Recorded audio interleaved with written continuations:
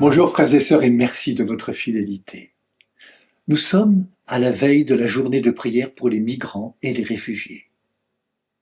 Au cœur de l'enthousiasme des foules pour ce que Jésus accomplit de beau et de bon pour l'humanité, voilà que Jésus casse l'ambiance en annonçant qu'il faut qu'il soit livré aux mains des hommes. Et nous connaissons la suite.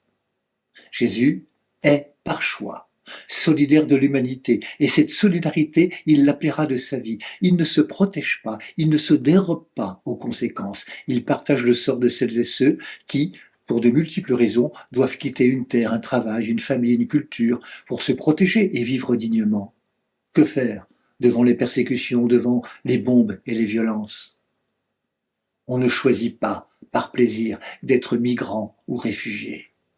En acceptant la passion qui l'attend, Jésus ne fuit pas, mais il accepte de vivre le rejet. Il se fait proche jusque dans les déplacements forcés que doivent subir bon nombre d'humains sur la planète. Mais les disciples ne comprennent pas comment un homme qui ne fait que le bien peut souffrir de la part des hommes. Mais en souffrant avec ceux qui souffrent, Jésus est à leur côté. Il ne cautionne rien, mais il est avec eux comme beaucoup de bénévoles aujourd'hui qui n'acceptent pas que des personnes humaines soient mal considérées, isolées ou marginalisées. Ces hommes et ces femmes, comme tous les autres, sont pour Jésus le peuple de Dieu, l'humanité qu'il veut sauver. Dieu ne peut se satisfaire de voir des hommes et des femmes éprouvés par la soif et la faim, épuisés par les peines et les maladies, être tentés par le désespoir. En acceptant la passion et la croix, Jésus veut montrer qu'il partage le sort des plus malheureux. Et il invite ses disciples d'hier et d'aujourd'hui à comprendre que ce choix de Jésus est un acte d'amour. Je vous laisse avec la prière du pape François. Bonne journée à toutes et à tous. Prenez bien soin de vous et des autres.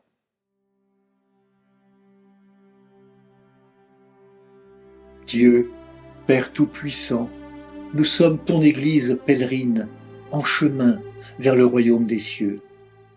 Nous habitons chacun dans nos pays, mais comme si nous étions des étrangers. Toute terre étrangère est notre patrie, mais toute patrie est pour nous une terre étrangère. Nous vivons sur la terre, mais nous sommes citoyens du ciel. Ne nous laisse pas devenir les propriétaires de cette partie du monde que tu nous as donnée comme demeure temporaire.